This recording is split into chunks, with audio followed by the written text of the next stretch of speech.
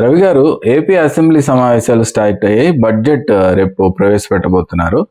ఏంటి సార్, జగన్మోహన్ రెడ్డి రావడం వెళ్ళడం కూడా జరిగింది. ఏం జరగబోతుంది సార్? అసెంబ్లీ సమావేశాలు ముఖ్యమైనవే. వరుసగా ఈ మధ్య వివాదాలు, అరెస్టులు, కేసులు, లడ్డు ఈ సమస్య ఇవన్నీ చాలా వచ్చాయి కదా.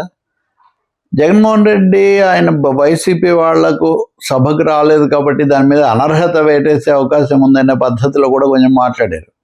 సో ఈ రీత్యా ఈ సమావేశాల మీద చాలా ఫోకస్ ఉండింది. మామూలుగా ఆయన వచ్చాడు, గవర్నర్ అబ్దుల్ నజీర్ ప్రసంగం కాసేపు చూసి నిరసన తెలిపి వెళ్ళిపోయారు.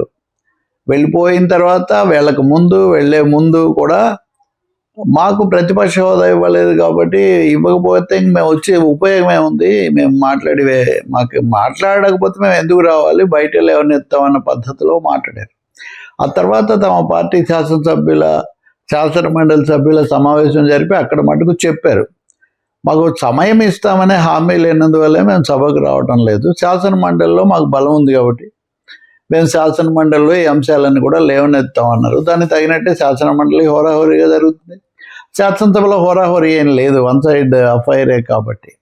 సో అక్కడ వాస్తవంగా నిన్నేమో శాసన మండలిలో ఈరోజు అక్కడ ప్రతిపక్ష నాయకుడు బొత్స, అక్కడ బాధ్యత చూస్తున్న మంత్రి లోకేష్, వీళ్ళ మధ్య హోరాహోరీగానే ఇది జరుగుతూ ఉంది. ముఖ్యంగా ప్రభుత్వం కొంచెం అంశాల మీద సమర్థించుకోవటము, కొంచెం డిఫెండ్ చేసుకోవటం ఆ పనిలో ఉంది.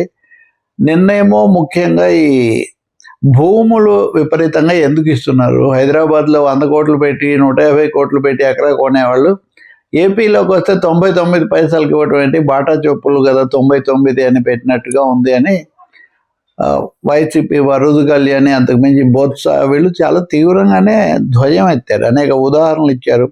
సత్వాకి ఎందుకు ఇవ్వాలి, అదేమి ఇది కాదు కదా. లేకపోతే ఇంకోటి అంటే లోకేష్ కూడా గట్టిగానే ఆయన ఏంటంటే ఎవరికి ఇచ్చాము, మేము ఫలానా 5 కంపెనీలకే ఇచ్చాము, వాటికి ఇది ఉంది, ఉద్యోగాలు కల్పిస్తాయి కాబట్టి మేము ఇచ్చామని సమర్థించుకోవడానికి కొంచెం గట్టిగానే ప్రయత్నం చేశారు. అట్లాగే పెన్షన్ల అంశం కానీ.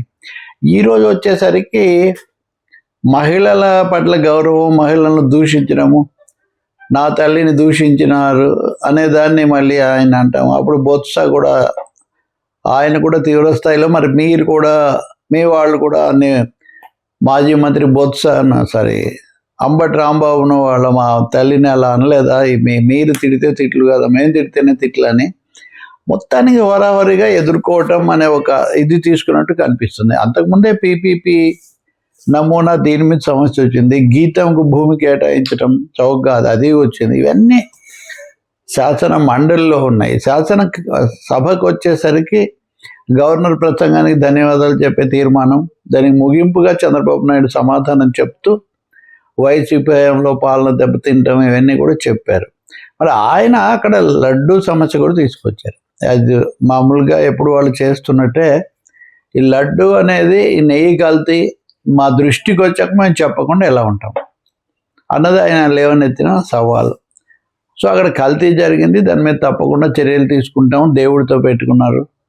అందరూ ఈ మధ్యకాలంలో వామపక్షాలు, వ్యాఖ్యాతలు, కొంతమంది న్యాయ నిపుణులు కూడా ఎందుకు మీరు చర్య తీసుకోండి, సిట్ నివేదిక బయట పెట్టండి, సిట్ నివేదికలో ఏం పేర్లు ఉన్నాయో చెప్పండి, అయిపోతుంది కదా. దాన్ని ఎలా సాగదీసుకుంటూ ఇదేదో మతం మీద దాడి అంటే ఆ చేసిన వాళ్ళందరూ హిందూ మతానికి చెందిన వాళ్ళే కదా. ఈ పద్ధతిలో దానికి ఒక నిరసన, ఒక వ్యాఖ్య వచ్చింది. సో చంద్రబాబు దాని మీద కొంత వివరణ ఇచ్చుకునే ప్రయత్నం చేశారు. అదేంటంటే మా దృష్టికి వచ్చినప్పుడు చెప్పాలి కాబట్టి మేము చెప్పాము, కానీ జరిగిన దాని మీద మేము వదిలిపెట్టాము అని. ఇండియన్ ఎక్స్ప్రెస్ ఇప్పటికి 2 పెద్ద సుదీర్ఘ వార్తలు వేసింది.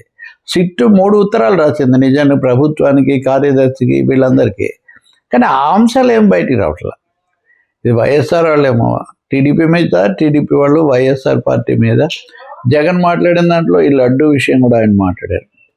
ఇవన్నీ వీళ్ళ హయాంలో జరిగాయి, ఆ కంపెనీలను కూడా వీళ్ళే అనుమతించారు ఈ పద్ధతిలో. కాబట్టి చంద్రబాబు ఇవన్నీ కూడా ఆయన కూడా తీసుకొచ్చి ఇద్దరు సమర్థించుకునే ప్రయత్నంలో ఉన్నారు. ఒక విధంగా చెప్పాలంటే మాకు సంబంధం లేదు, అవతల వాళ్ళని.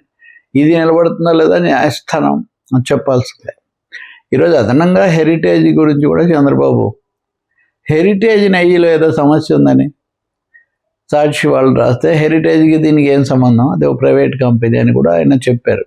సో అన్ని కోణాల్లో కూడా ప్రభుత్వం మీద ప్రతిపక్షం తీసుకొస్తున్న ఈ దాడిని ఎదుర్కోవటానికి, తమ వాదన వినిపించడానికి చాలా బలంగా ప్రయత్నం చేసినట్టు కనిపిస్తుంది. ఈ సమావేశాలు అందుకు ఉపయోగిస్తున్నట్టు. Right sir.